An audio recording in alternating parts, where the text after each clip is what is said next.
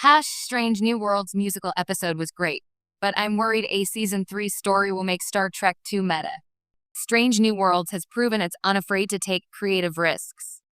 Whether it's an animated crossover, a full-on fantasy holodeck romp, or a musical episode, the show walks a fine line between reverent homage and bold experimentation.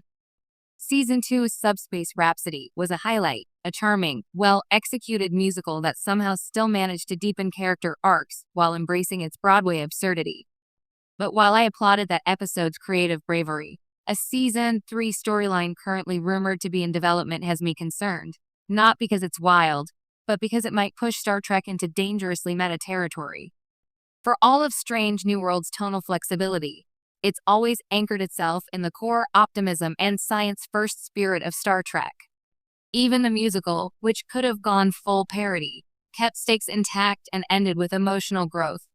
However, it seems that Season 3 might include a story that breaks the fourth wall in a way the franchise has never fully committed to before, one where characters become aware they are fictional or where the show comments directly on its own legacy. If this idea sounds like something out of Rick and Morty or Community, that's exactly the problem. These shows thrive on meta-awareness, often dissecting the very storytelling tropes they employ.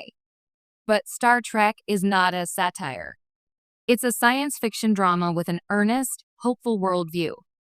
Meta-storytelling, when pushed too far, threatens to unravel that sincerity.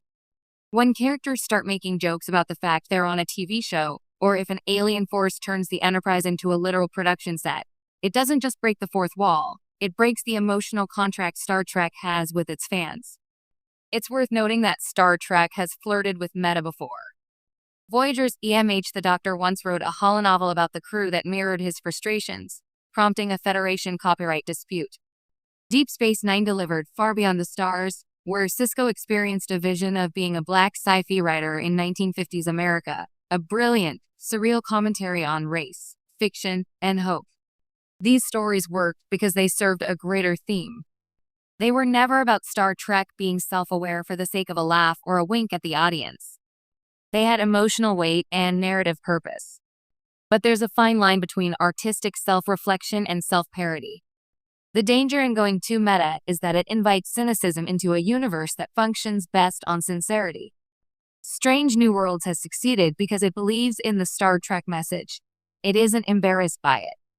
Going too meta risks making the franchise look like it's winking at itself, unsure if it still believes its own ideals. And in today's irony-soaked media climate, sincerity is a precious thing.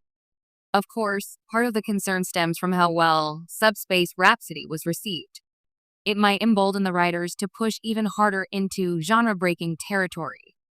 But just because Strange New Worlds can do an animated musical crossover doesn't mean it should leap into a full-on meta-narrative.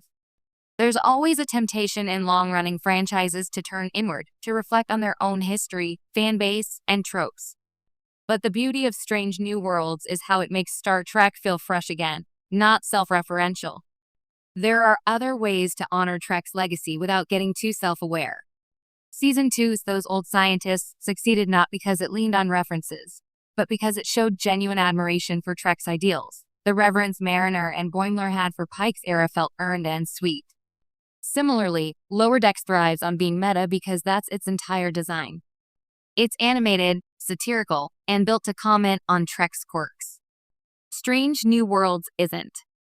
It's still live action, high budget, and built to move audiences, not just entertain them. It's also a slippery slope. Once a show begins to acknowledge itself as fiction, even subtly, it starts eroding dramatic tension. Will a character death carry the same weight if the audience is reminded the stakes are artificial? Can a captain's speech inspire when the writers are also poking fun at the idea of captain speeches? Star Trek can be funny, but it must never become a joke to itself. That said, I don't want Strange New Worlds to stop being creative.